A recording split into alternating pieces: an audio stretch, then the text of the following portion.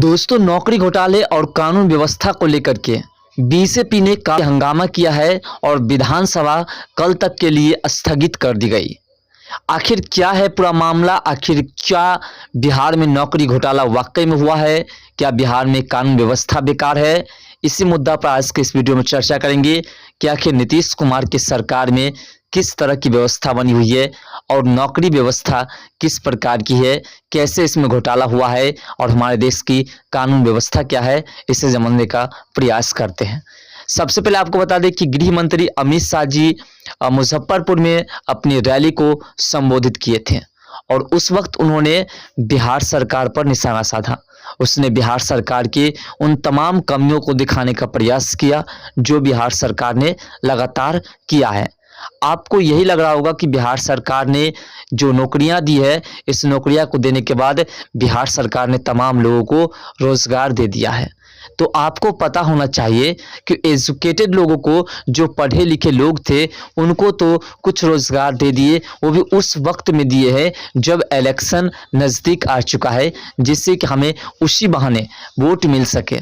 लेकिन आपने कभी सोचा कि एजुकेटेड लोगों को तो नौकरी मिल गई, लेकिन एजुकेटेड से ज़्यादा जो वैसे लोग हैं जिसके पास एजुकेशन नहीं है, तो उस व्यक्ति का क्या होगा और उसको कब जॉब मिलेगी और उसको कब ऐसे रोजगार मिलेगी जिससे कि उसे अन्य राज्य में नहीं जाना पड़ेगा और अपने परिवार से दूर नहीं होना पड़ेगा।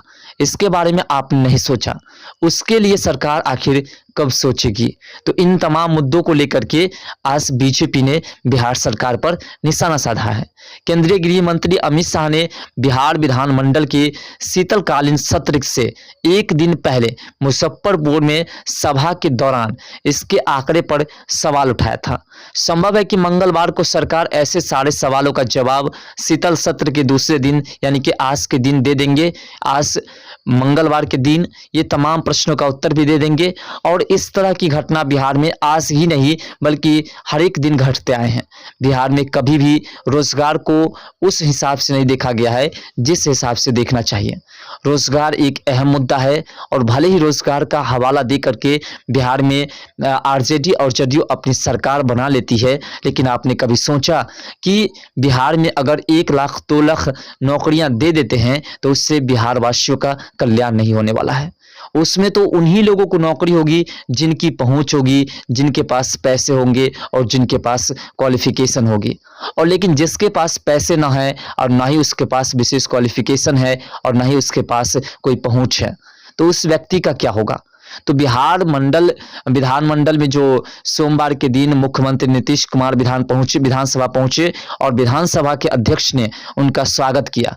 इसके बाद सीएम नीतीश कुमार विधानसभा अध्यक्ष के चैम्बर में गए। इधर भाजपा नेताओं ने विधानसभा परिसर में मुख्यमंत्री नीतीश कुमार के इस्तीफे की मांग कर दी। क्या नीतीश कुमार इस्तीफा देंगे और नीतीश कुमार इस्तीफे क्यों देंगे और क्यों इस्तीफे की मांग की, इसको भी समझने का प्रयास करेंगे। लेकिन प्रश्न यही है कि आखिर बिहार में रोजगार कब मिलेगा? ये 1 लाख 2 लाख 5 लाख नौकरी दे देने से 13 करोड़ जनसंख्या को कुछ प्रभाव नहीं पड़ने वाला है। भाजपा विधायक ने बिहार में बढ़ रहे अपराध और नौकरी घोटाले का मुद्दा बना करके हंगामा किया। भाजपा विधायक हरिभूषण ठाकुर बचौल ने कहा कि बिहार में कानून का राज खत्म हो चुका है। सरकार वोट के लिए तुष्टीकरण की राजनीति कर रही है। नौकरी देने के नाम पर घोटाला हो रहा है।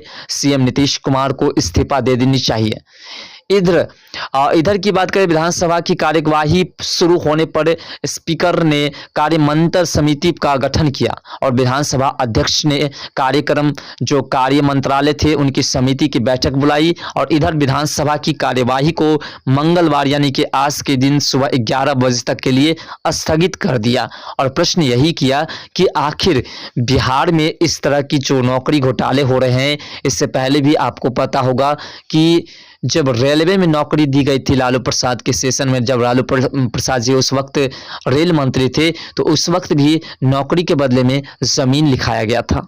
तो उसी समय से तमाम लोगों को ये लगने लगा कि कोई वैकेंसी जब बिहार में निकाली जाती है तो कहीं ना कहीं इसमें घोटाला होता है। अब क्या सच्चाई है, ये सच्चाई तो जांच की एक विषय बनी हुई है और जांच होने के बाद ही पता लगेंगे कि आखिर वाकई में घोटाला हुआ है या फिर सिर्फ आरोप लगाए जा रहे हैं। क्योंकि इससे पहले एक बार घोटाला नहीं, कई बार घोटाला हो चुका है और जब घोटाला हो जाता है तो लोगों को कहने में भी आ जाता है कि घोटाला किया गया है।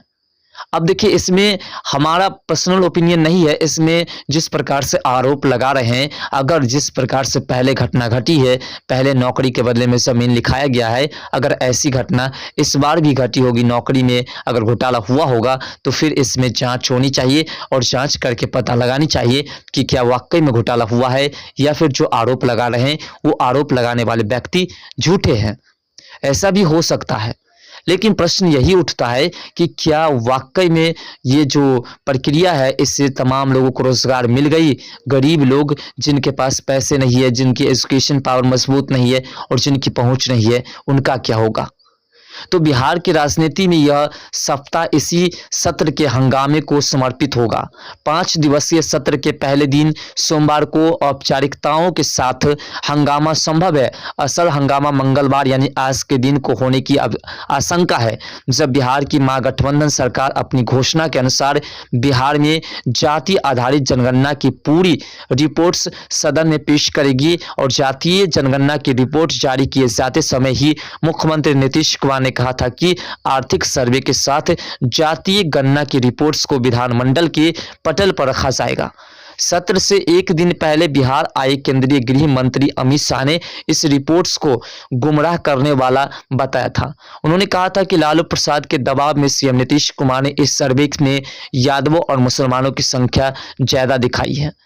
अब देखिए, ऐसा क्या है हकीकत ये तो नहीं बता सकते हैं, लेकिन ऐसा हो सकता है इसलिए क्योंकि आप सोच करके देखिए कि आखिर तमाम जातियों की जनसंख्या कम हो गई और यादव की जनसंख्या डायरेक्ट बढ़ गई, और उसमें भी आपने गौर किया है कि सनातन में कई धर्मों को मतलब कई जातियों को अलग अलग करके दिखाया है, लेकिन मुसलमान में इतनी जातियां होती है, एक भी जातियों को नहीं दिखाया, बल्कि सिर्फ एक सेकुलर करके सिर्फ मुस्लिम दिखाया है।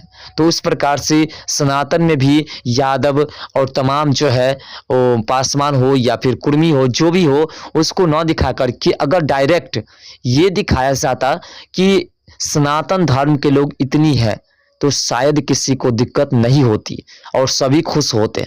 इसमें यह होता कि किसी प्रकार की कोई दिक्कत नहीं होती और सभी लोग यही मानते कि जो भी जनगणना हुई है ये धर्म के आधार पर हुई है।